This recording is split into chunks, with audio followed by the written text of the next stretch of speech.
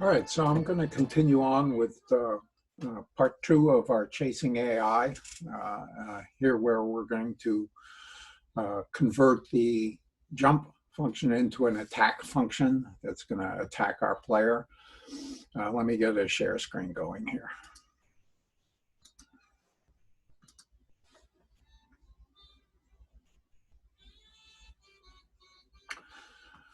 All right, so where we ended here was with a line of sight character. We had the ability for the player or for the AI to flee. If we got too close, they would run away.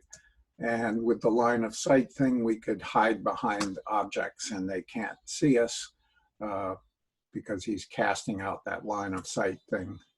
And we could hide behind hills and so forth. So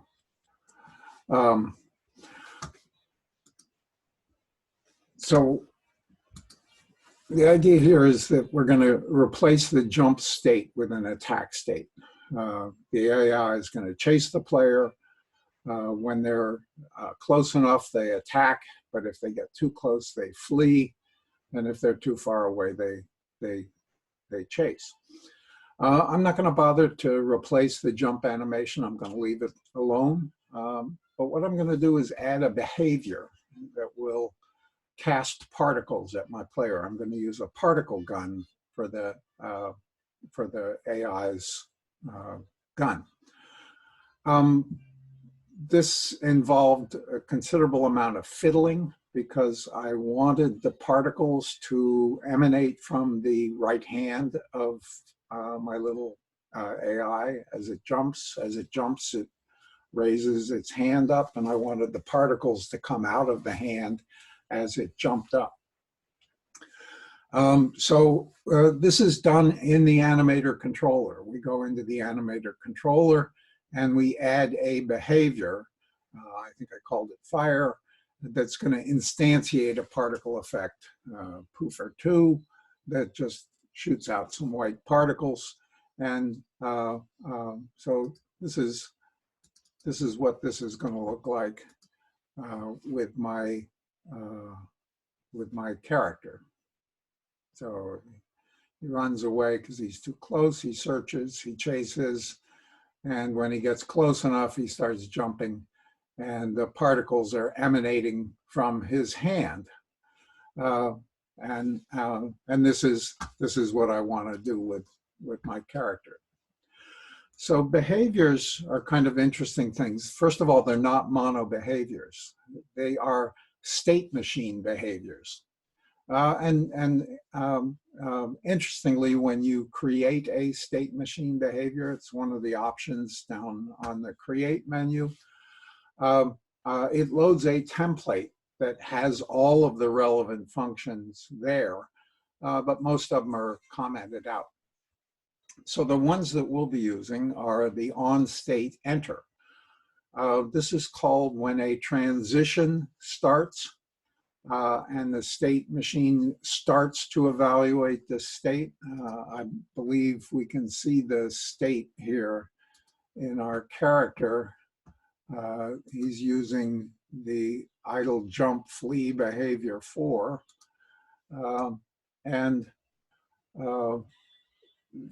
This is in the jump state here. The transition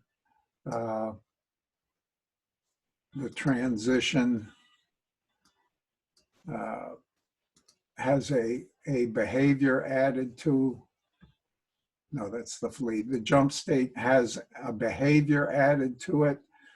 Here's the add behavior that creates the thing. Here's fire and the poofer that it's gonna manifest. So the OnStateEnter, that function that's created by the creation of a state machine behavior, is a public void StateEnter with the animator as not an argument, but a return. This is like onTriggerEnter that returns a collider. Well, this returns the animator. as well as some information about the state and its layer index and so forth. OnState exit is called when the transition ends and the state machine finishes that state. And there's OnState update, which is called each time there's an update frame between OnStateEnter and OnStateExit. So we have a lot of control when the state begins. We get OnStateEnter. When the state ends, we get OnStateExit. And while it's in that state, we get an OnState update every time. There's also OnState move and OnState IK, both of which trigger when the animator's when the animator moves and when the animator's IK, that's inverse kinetics, something we're not doing here, but they're all built into this template.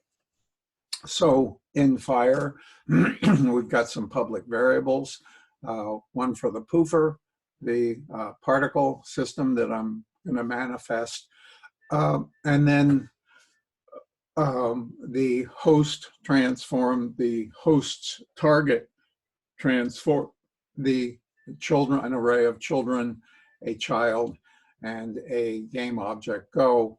All but the poofer could have been private because I'm going to get them from the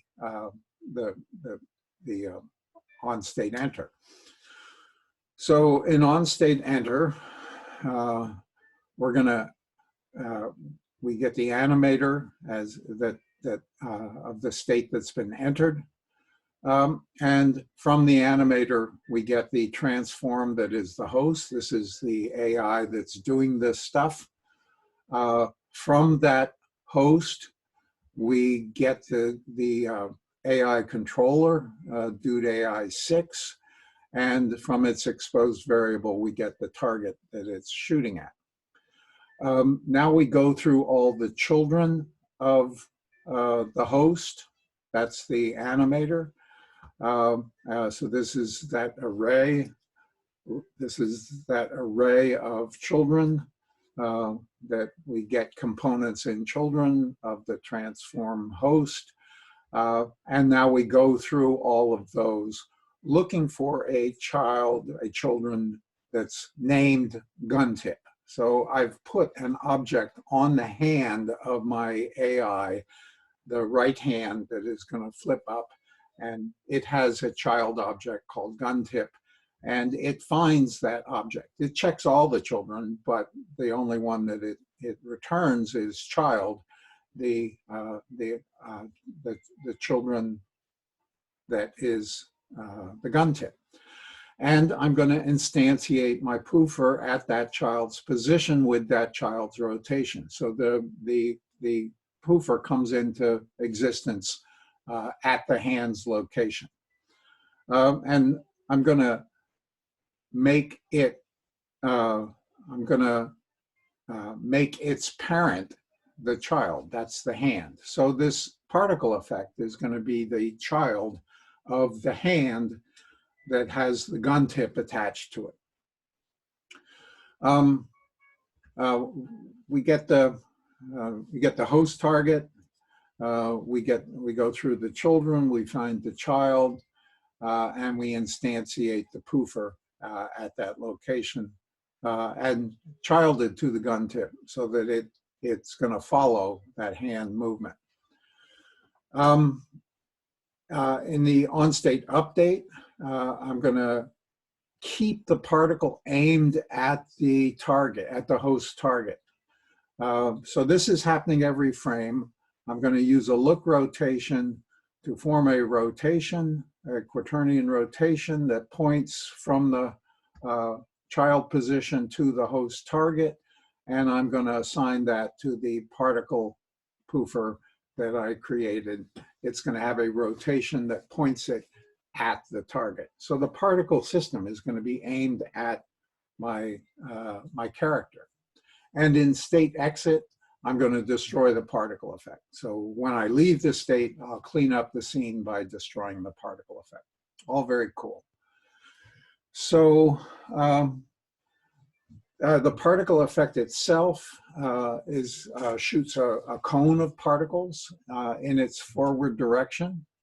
That forward direction was oriented by the OnState update. I'm going to emit based on movement. I'll emit 5 per distance as the AI waves its arms. So as it's waving its arm, it's moving and it's emitting particles in a cone that points out towards my character. Now, in order to damage my character, I'm going to include a collisions module set to the world. And I'm going to also toggle its send collision messages. So the particle effect has a collision module and it's has its message triggered. So where's my prefab for the poofer?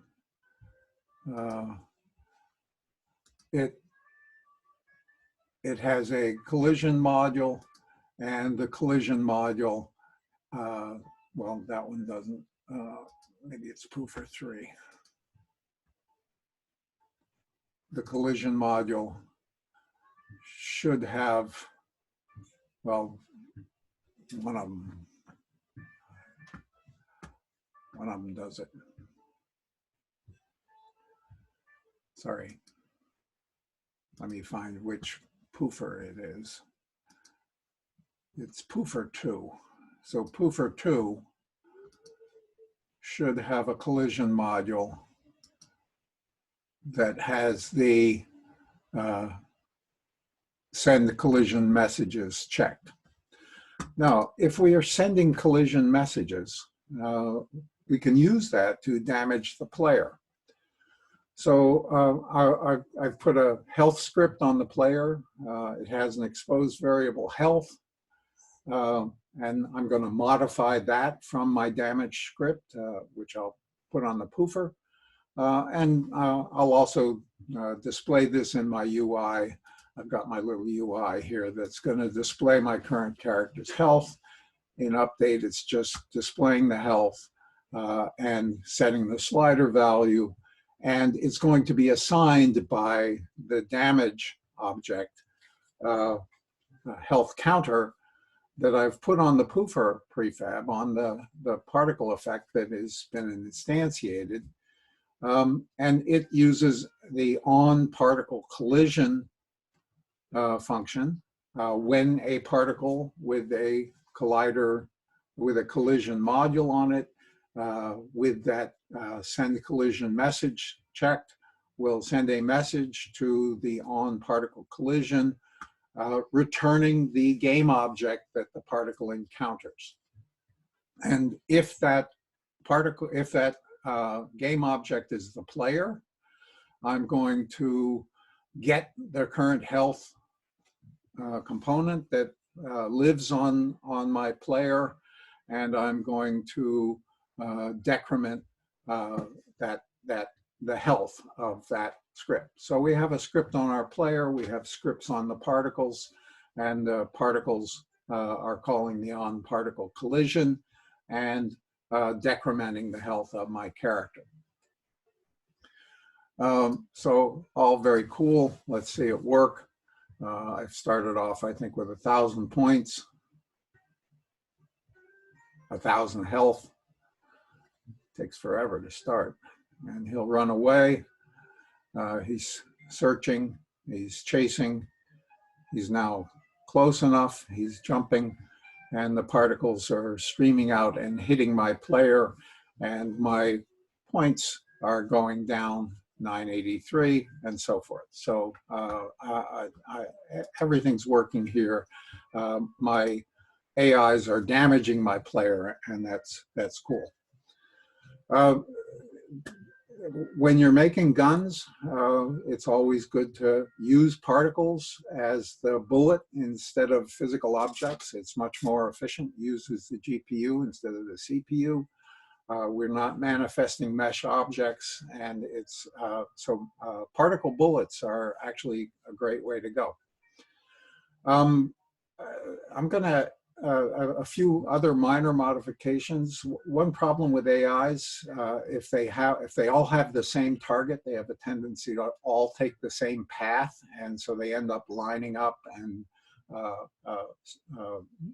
not looking real random. And one way to overcome this is to add some randomness. And one of the problems was that the characters always rotated the same way. We used an idle turn right 45, so they were always turning to the right. A simple modification is to mirror that animation, the idle turn right 45. You can mirror it, and then a right turn becomes a left turn. And in our script, we can add a set mirror function that will be a parameter that will control the animation's mirror property. We can then add to our start function a set bool set mirror that has as its argument the Boolean random value is greater than 0.5. Random value is between 0 and 1, so half the time it'll be greater than 0.5, half the time it'll be less. And so we'll get left turns instead of right turns. And I believe that's here. Let's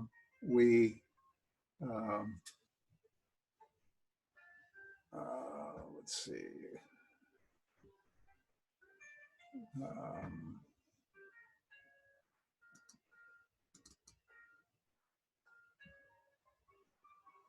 I have a turn left and a turn right, and in my idle state, I have these different clips: turn left, turn right. So so we can get this kind of behavior. One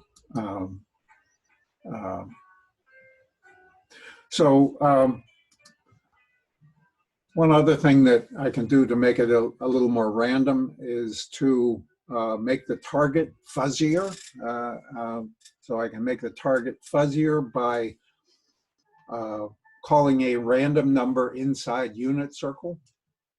This is going to return a vector 2 somewhere inside a unit circle surrounding our point.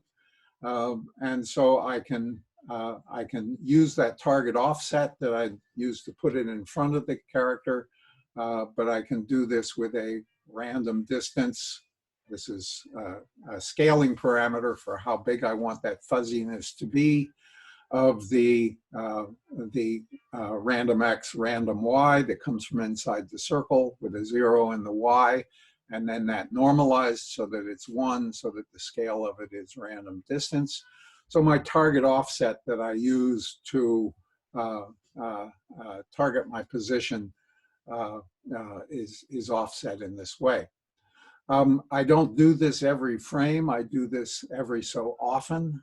And the way one might do this is to replace that kind of rigorous target position wanted direction with one that every so often creates a new random target offset. So we'll use the time clock here. Time is greater than random time, and random time is our current time plus the random time, which is how often we want to set this. So this won't trigger every time through through it, only when the time, a certain amount of time has passed, and then it makes a new target offset and sets a new end time for when it'll do another one. And then our target position adds in this offset, and wanted direction is the same as it was before.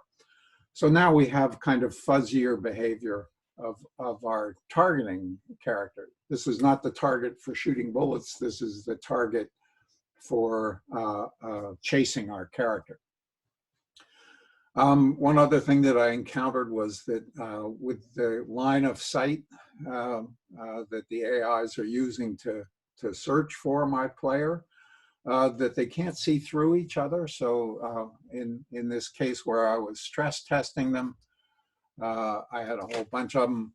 And in the stress test, they wouldn't be able to see through each other. So they kind of, the front row would be shooting at the character, but the ones behind it, let me turn off gizmos here. The ones behind it wouldn't be able to see them. The stress test here was to see what the frame rate was. I am down around 12. I'm not sure how much of that is because I'm using Zoom at the same time. So the solution to that is to use one of the tools on the raycast, which has the ability to cull layers that it will ignore. Similar to the camera that we culled layers that the camera couldn't see, the raycast can cull layers that it will cast through. So I've added a custom layer to our AIs, and I've assigned all of them to that layer. And I've added an exposed variable AI layer of type layer mask to our script for the raycast. Now, in the inspector, this will show all of the different layers of my character.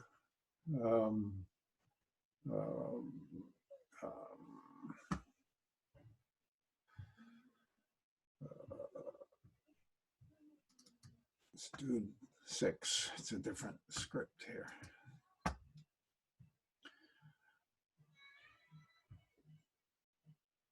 Dude 6, where's his AI?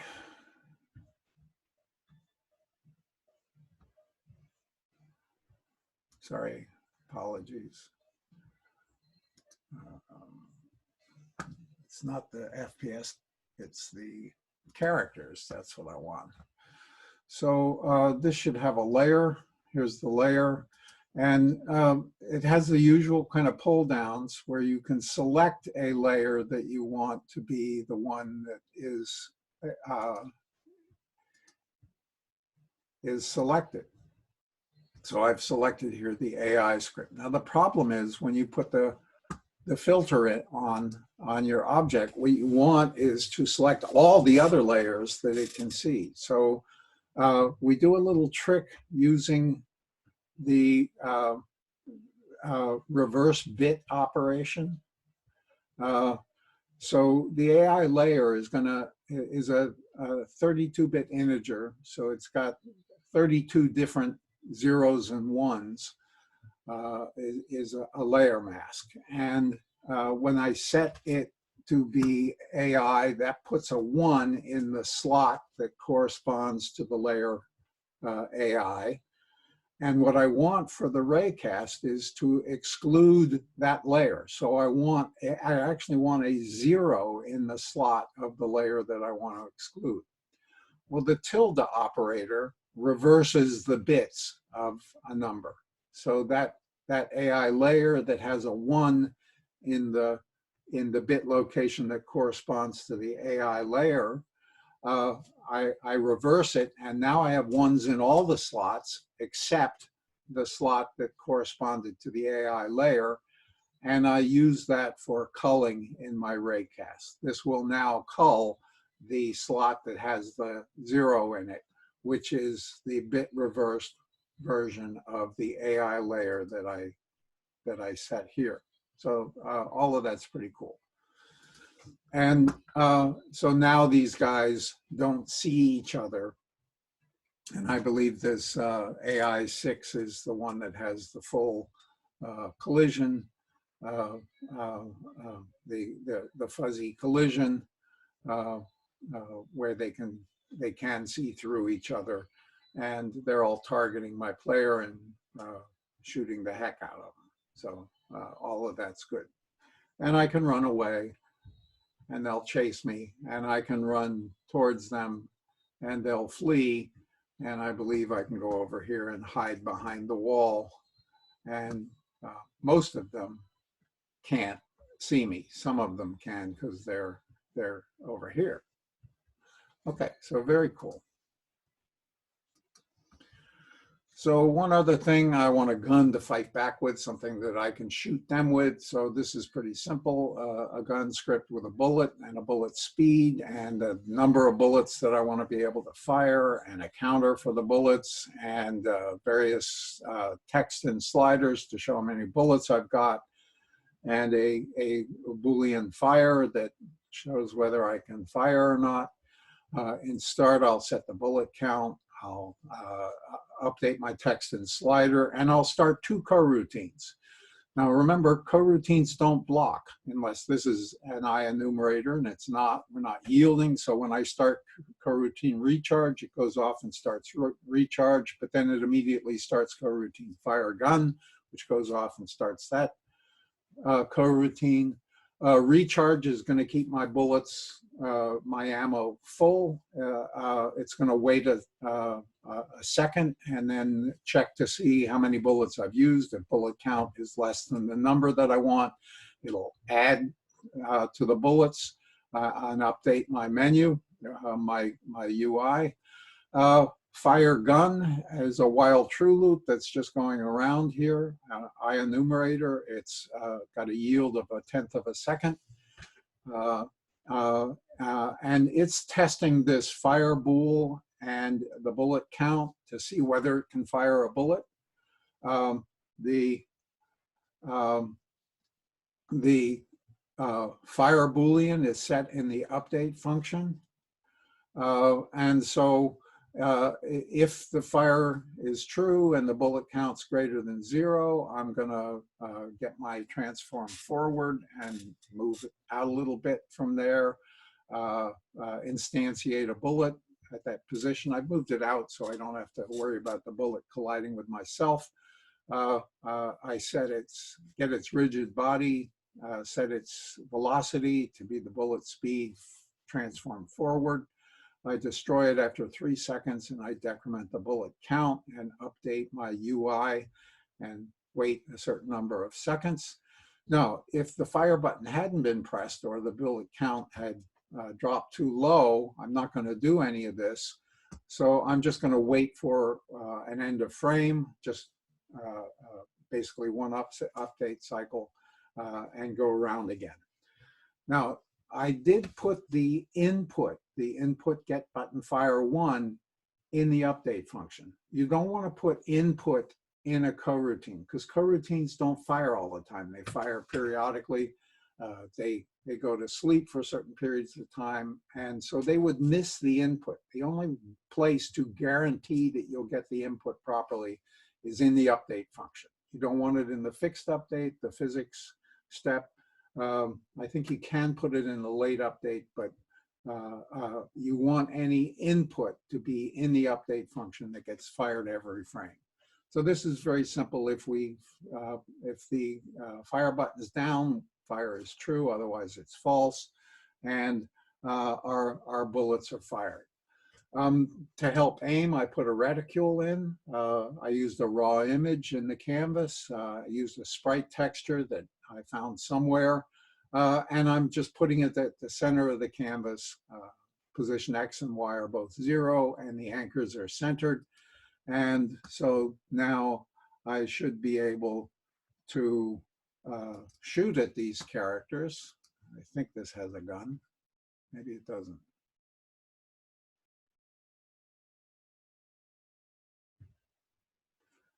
Maybe this doesn't have a gun. No, it doesn't. Okay, sorry. Well, before I demonstrate that, I got tired of placing them all around, so I made a spawn manager that spawns AIs. So it's got a game object AI that it's going to spawn, the target that I want those AIs to travel, the number that I want to create, and the interval between creation of them. I'm going to keep track of them with an array. And in my IEnumerator start, I'm going to yield return start coroutine spawner. If I ever finish that routine, I would destroy the spawner. In the spawner, I'm going to create some number of AI clones instantiated at the transform position and rotation. I'm going to get the dude AI script on it, set its target to be whatever I want the target to be, and then I'm going to wait that interval. If this ever finished, it would then go back and destroy the spawner object. But another thing that you might include is one that keeps the number of AIs at a constant number. So if this is true in here, this is going to keep number of AIs constant. This is going to go through. We're still inside that while loop. This is going to go through and find all the game objects with tag AI, get their count. If the count has dropped below that number that I wanted to begin with, I'll spawn one, instantiate it, set its target, wait that second. So this is going to sit here and spin and keep the number of AIs constant. So here's stress test with auto spawn. My spawner is this little cube up here. Takes forever to start. So there they are spawning. They're going to come down here and chase me. I've got the number of enemies. I've got my bullets. I can shoot my bullets. Of course, my bullets have explosions on them because that's what bullets do. And I'm wiping these guys out. Running out of bullets. At some point, I'll use them all up. The lag is terrible here because I'm running Zoom at the same time. Over here, I've got a little safe room that I can go and hide in. My characters can't see me. Apparently, because my bullets are so fast, I can shoot through the safe room, which is kind of interesting. I can sit in here and continuously destroy these things, and they can't see me because I'm hidden in the safe room. But if I come out here, they'll flood out, target me, shoot me. And at this point, I haven't done anything when the health gets below 0, but I, of course, have to add a die animation. And I can chase these guys around. Turns out that if you chase them, they can't shoot at you. So chasing is a good approach, and you can run them down. And isn't that fun? So all very cool. That's pretty much it. We've got a fully functional set of, we've got a fully functional enemy AI that follows, flees, and attacks. The attack uses a particle gun, so it's not that expensive. And we have all the different scoring mechanism. All I need now is a you have died screen. And I don't know how I'll win this game since the enemy count never goes to 0. So I'll stop the recording here and see you all in class. I hope you like this video. This one's pretty cool. So I'll stop recording. Bye.